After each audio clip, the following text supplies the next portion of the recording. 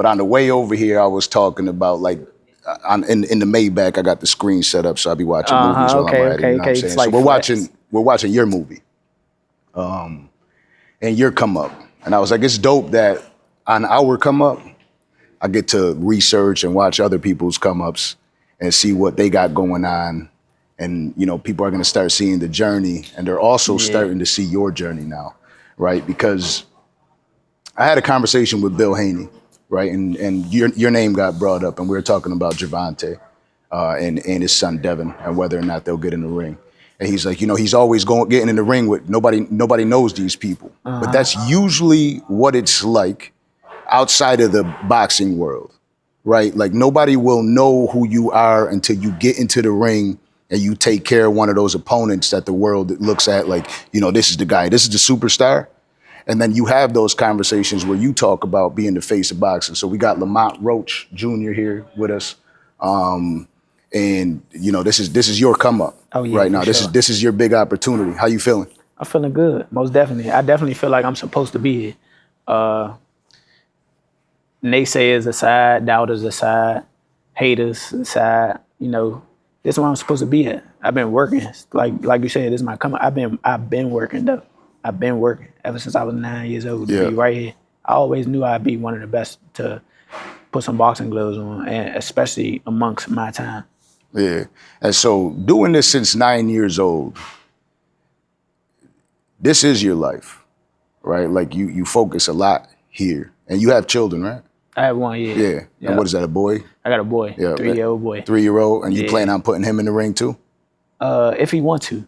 I ain't gonna press it, but if he want to, he gonna be a bad motherfucker like me. Yeah. It's dope to see though, and I know that you have a history with Gervonta, fighting him twice, and I believe one of those fights that you had were, you know, there was some points taken away. Yeah. So do you feel that you got cheated out of a win? In boxing, that's how the cookie crumble. Cheated, sad to say, that's how boxing works. Yeah. Sometimes. We was in Baltimore, won. You know, we from Baltimore. So, and then the ref, it was a BS point that shouldn't have got taken from me. I lost split decision. And it was to advance to the nationals. So, you know, we sent the tape to USA Boxing, and it was like, oh, well, that shouldn't have went down. And they sent me too. They sent me an at-large bid to go to the nationals as well. So we both went to the nationals and was on different sides of the bracket. You know, we respectively, we won every fight up until meeting each other in the championship, in the national championship. So we was 1 and 2 in the nation. Now, I know one of my guys, Terry, back home from Buffalo, New York, he had his kids do those programs. He said he watched you coming up. And he said that you had that dog in you. Oh, for sure. He said that you came from a camp with a bunch of fighters.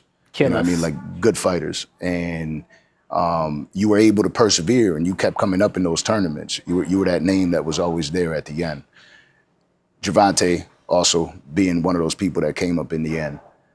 Do you feel like, here goes how I look at it, right? Yeah.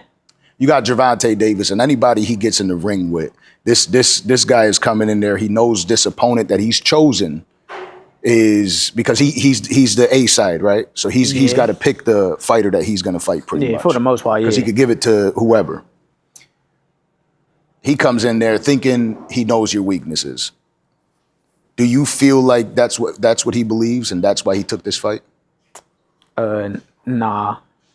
To keep it a buck, like, to be totally honest, I don't know what happened on the business side of boxing where it goes from his opponent selection or whatever the case may be, but supposedly offers were sent to other fighters. The business just ain't work out.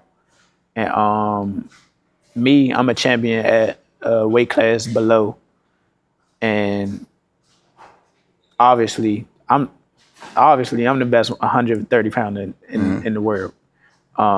It's evident. I can't wait to prove it. I can't wait to show it. But you know what I'm saying?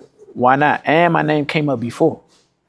Like, I want to say a year before we actually, like a year before now. So why not?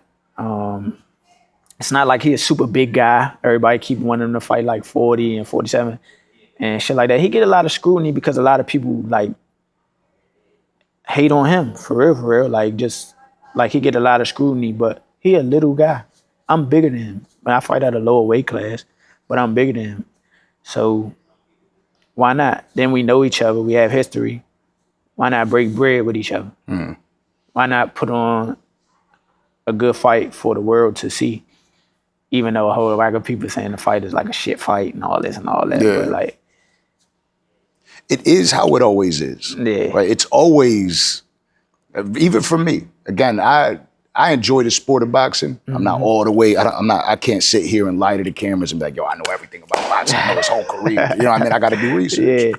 But even for me, I'll sit there and I'll watch it and I'm like, it is up until the day of, right? Like the day before, the week of, when now you see the weigh in, everything's going on. And I'm like, damn, this dude might beat him. You know, that's when it starts coming to reality. That's when we start seeing all the clips, you know, pre-fight, they're coming up to the ring, they're showing your video, they're showing all your training videos, which is what I've seen, right? On my ride here, I'm watching some videos of some people talking about, you know, what they're saying is so much confidence in the spectator has grown by watching these training videos you put out. They're like, damn, it looks like he's getting better and better.